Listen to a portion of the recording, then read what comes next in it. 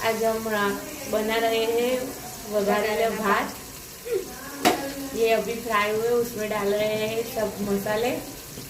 इसमें गया है मिर्च, हल्दी, नमक, गरम मसाला, वो फ्राई हो गए हैं। अब डाले जा रहे हैं राइस में भात।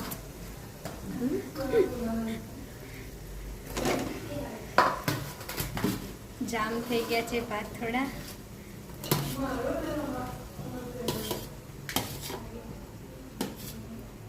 अभी हम ज़्यादा लोग हैं इसलिए ज़्यादा ही बनाते हैं।